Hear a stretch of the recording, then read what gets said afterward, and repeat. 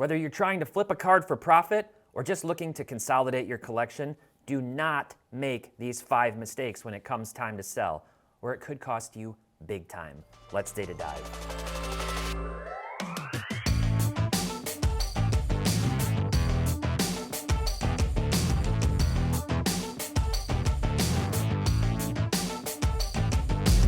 Hey everyone, welcome back to another episode of Data Dive, powered by Market Movers. My name is Tyler Nethercott, better known as Teapot, and this week, a little educational video, some hobby wisdom to help ensure that you don't make some of the same mistakes that I've made in the past when selling sports cards. And even those of you who might be seasoned veterans may find a few reminders helpful. As always, this video is brought to you by Market Movers. Visit marketmoversapp.com and use promo code DIVE when you check out. And you can now get Market Movers for as low as $6.67 per month with the annual starter plan by using that code. Plus, you'll get 14 days for free to try it out. Skip that Starbucks pumpkin spice latte tomorrow and get your hands on limitless data. Now let's talk mistakes to avoid. All right, so a little disclaimer, and that is to say that the vast majority of people in the hobby, even if they consider themselves pure collectors, at least occasionally need or want to sell a card.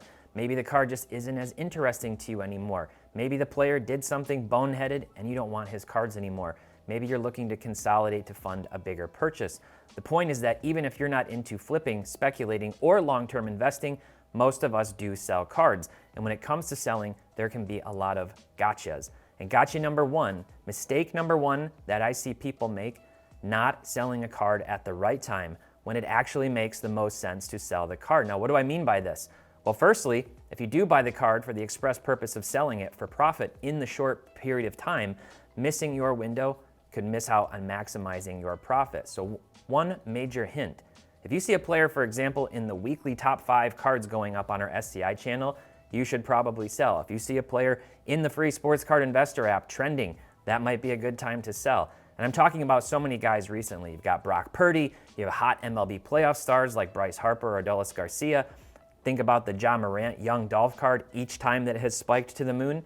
Do you have the tools to track when cards really go up, and are you disciplined enough to get it listed for sale?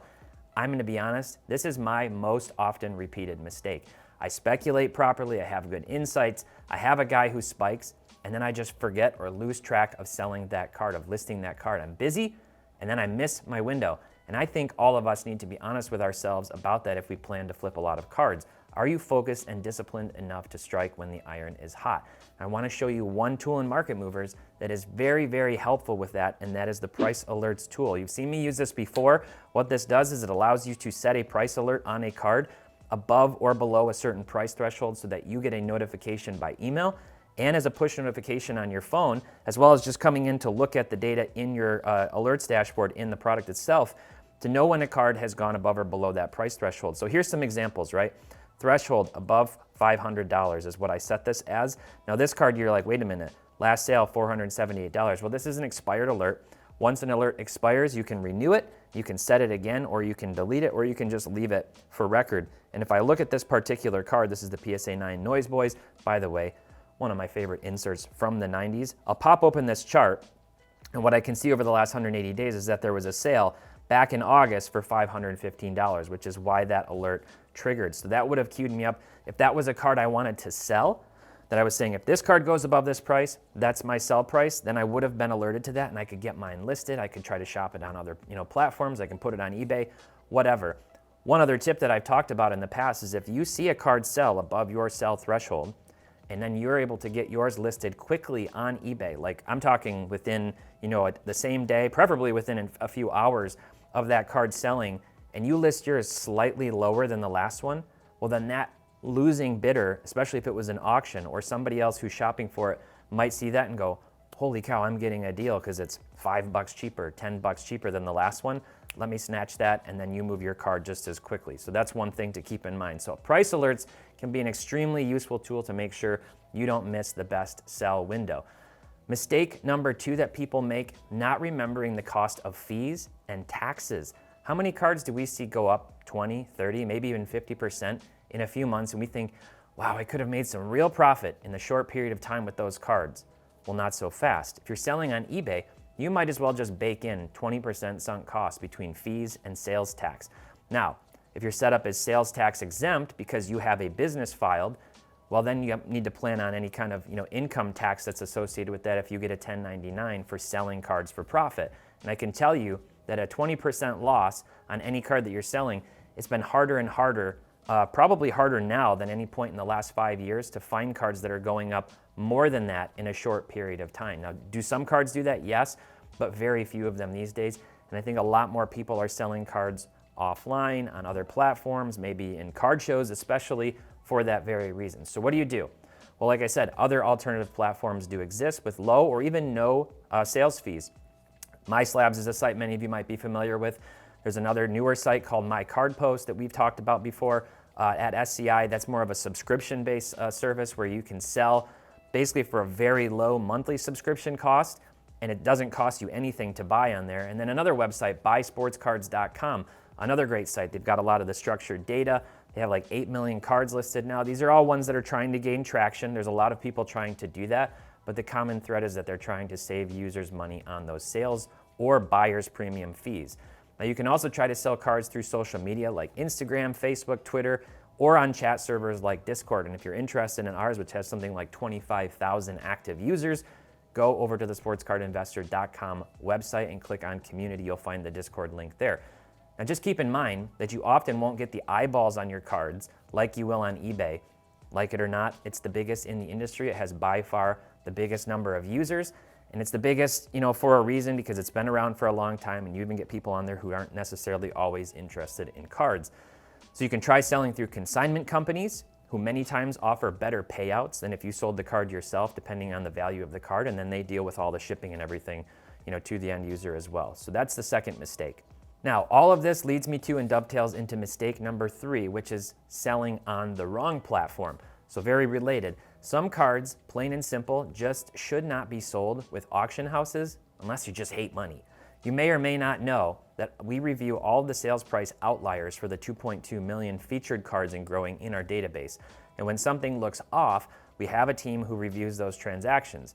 Now that we have data flowing from many sources beyond eBay, like PWCC, Golden, Heritage, Pristine, we see a lot of sales outliers hit our data, and frankly, many times they're way below the normal eBay comp prices. And I'm not trying to rip on those websites.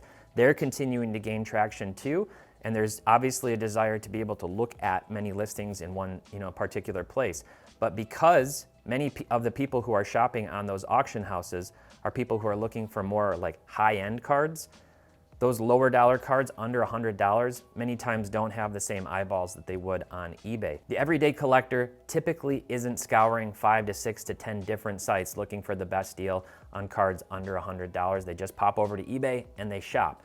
Now I want to show you one particular card as an example of this. This is Joe Montana's 1981 Topps rookie card in a PSA 5. Obviously these older cards do still sell for money for some of the all-time grades, and Montana is one of those. And if I scroll down, I'm just looking at sales prices. You can see this kind of, little bit of swings up and down here. This is over roughly the last 14 days or so, last 2 weeks. And I can see this card had a starting price of $140, last sale $112, and an average sale of $131, but a low of $85.40. And when I scroll down, I can see that sale was on Golden Auctions. That was an $85.40 sale on auction over at Golden. Yes, there was another one, similar price for $85, but look at that, it's the next day. So you even sometimes have this effect. Now that there's more data transparency, tools like Market Movers showing these prices, it's very well possible that the people who were bidding on this card on eBay, this listing, saw that this one sold for $85 the day before on Golden, so they bid $86. But in general, you can see if I switch this and I sort by date, then you can see $112, $120, $115, $160, $153. Eye appeal obviously matters on a card like this, but those are much higher prices percentage-wise than that $85 sale. So this is not uncommon. Now what's really interesting is that sometimes these cards actually can, it's a little more rare, sell for significantly more than eBay comps as well. Even with buy it now listings on eBay for less, it does seem that some of these websites do have loyal clientele that just buy without necessarily comping across platforms, but more often than not, they sell for less. And your best bet on highly liquid cards, as well as rare but lower end cards, is to sell them on a site with more eyeballs on it. and don't put it on an auction on a lower traffic site. Some of these auction houses will actually work with you to kind of say, we know we have certain users who really like this particular player's cards. You can maybe have that discussion, but overall, I'd just be careful where you're listing your cards. Mistake number 4, ending auctions at the wrong time of day or the wrong day of the week or the wrong month of the year. So it's all about timing again, and the best time to sell cards on auction is on weekend nights, Friday, Saturday, and especially Sunday night. I typically aim for end times between 9 and 10:30 p.m. Eastern time. So one other reason that cards that sell on auction may hit our exception review internally is when they end at odd times, like 5:30 a.m. on a Wednesday morning. I always ask myself, who does that? This has to be somebody who's like a night owl, maybe a bartender, or somebody who's likes to get up super early, and they just got that card listed by default at that particular time, and they forgot or didn't realize that they could adjust the end time for when that card was going to end. You can manipulate on eBay how many days you want a card to be on auction. By default, it's 7, but you can run 3, 5-day auctions, 1-day auctions, and then you can pick the time to basically start your auction. So let's say, hey, it's before I'm starting my workday on a Wednesday. You can list it, but say, don't actually get this thing live until 9 o'clock tonight, Eastern time. That way, it's not gonna end at some obscure time and nobody's gonna be shopping for cards then. The other thing is that listing cards for sale at peak low times right around after the season ends. Maybe you had some Ronald Acuna Jr. cards and you've decided, hey, I'm kind of tired of holding these. I've got to move these for one reason or another. Well, their season ended, and now the rest of the baseball season is also ending, and now is not the time to sell those cards unless you absolutely need to. Acuna, I would think, should have some more hype and buzz around him heading into next year. Surprisingly, his cards really didn't move that much this year in general, in spite of him, exceeding all expectations. The Braves, however, are still loaded, and he'll be coming off of an MVP season. Now is kind of that low tide point. Better to buy Acuna than to sell, as I pointed out in my prospect video a few weeks ago. So I'm going to jump over and just kind of make an example here with price movements. I'm just looking at all of Acuna's cards. You can see 678 different cards that we're tracking on 2.4 million in sales for those. And he's down 17% over the last 90 days. He's down 14% last 60 days and down 10% over the last 30. So what I see here, when I'm looking at this, is that's starting to curb out. He's only down 0.8% over the last 14. So his prices might be starting to stabilize. And I've just pulled up a couple of his cards as an example here. This is his Bowman draft paper base PSA 9 and PSA 10. And you can see some ebbs and flows. And now look at this. Both of these cards just starting to fall off. So if you were one of the people starting going, I don't want these cards right now, you're going to take a huge loss, no matter at what point you bought them, because they're going for a huge discount right now. So make sure to pick the right time, day, and month to sell your cards to ensure you are not missing out on profit. All right, and then mistake number 5, poor listing titles. And this is something that I see so often. Let me just show you what I mean. So I like to have a default format for my listing titles to be consistent. It just makes it that much easier on the end user, on a prospective buyer, when they're looking at your listing. So you can kind of componentize what a card is and all the different pieces. So here you have, this is the sequence I would make a card title: player, year, set, card number, variation, serial number or the print run, right? The grading company, the grade itself. If it's a rookie card, put rookie and RC, and then finally the team, if you also have the space for that. Now, eBay unfortunately has an 80-character limit on listing titles, which really constrains what people can do when they're trying to list a card for sale. But here's an example of what I would do and what I wouldn't do. And I've seen these types of things. Shohei Ohtani, that's the player, 2018 Topps, that's the year and set. Number 700, the card number. Father's Day Blue, numbered to 50. So you've got variation and serial number. Now, why do I put the card number here in this particular instance? Because I'm trying not to run too many numbers together. That starts getting a little wonky too. So if I do Topps Father's Day Blue to 50, number 700, that gets a little bit more confusing for somebody to see. BGS 95, Gem Mint, rookie card, rookie RC, Angels, right? Here's a bad example, and I do see some of these. 2018 Topps Light Blue, so they got the variation wrong. Always check the checklist and make sure you're listing according to what the card is actually. Light Blue, Shohei Ohtani, Beckett, don't put Beckett, put BGS. Gem Mint, numbered to 50, 9.5, 700. This is a little bit of an extreme example, but I do see things like this all the time. Now, one other important tip when you're selling on eBay, and this one hits home pretty intensely based on a recent occurrence that I had. Make sure that you get the data attributes correct in your listing, the extra attributes, not the title, but all the other little fields that you have to select when you're creating a listing. We all know how annoying it is when you search for a PSA 10 and then you wind up with a PSA 10 question mark in the title, or HGA 9.5 comp to PSA 10. These things drive us crazy. They mess up our search. We're not looking for those. We're looking for a PSA 10 itself. Thankfully, eBay is trying to crack down on this more, and they're starting to actually remove listings when they find that they're in violation of those for search manipulation, which is great. I celebrate that. With that being said, they're also requiring more stringent accuracy in the card attributes beyond just the title. And that is what recently bit me, because I accidentally had the wrong attribute, one single attribute, without realizing it, and I'm gonna show you what I mean. All right, so I bought this Bryce Harper card in the off season last year. I bought it through Instagram, had somebody had this for sale. Harper was obviously going nuclear in the playoffs. That stung when they knocked out the Braves, who I was rooting for, but it also felt really good because I knew I had a sell opportunity. And the time was right, and I remembered, and I had a price alert actually set for this card. So here I am looking at this card, right? And I listed this card on an auction on a Thursday night, and I set the future time so that it would start in the evening when I would want it to end. I did a 3-day auction to end on Sunday, knowing that at that point, the series between the Phillies and Diamondbacks would either still be going or the Phillies would already be on to the World Series.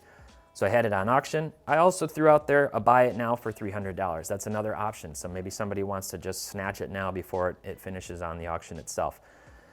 Bids started rolling in. Friday bids, Saturday bids. I don't know how high this got, but the weekend came and went. I was busy doing stuff with my family. Monday, I'm like, oh, I want to see what that card sold for. Hopefully, a good amount of money, maybe $250, $275. So I jump onto eBay, and I'm looking at my sold listings, and I don't see anything about this card having sold. So I go over to my inbox, and I never saw this message come across on my phone. Maybe I missed the push notice.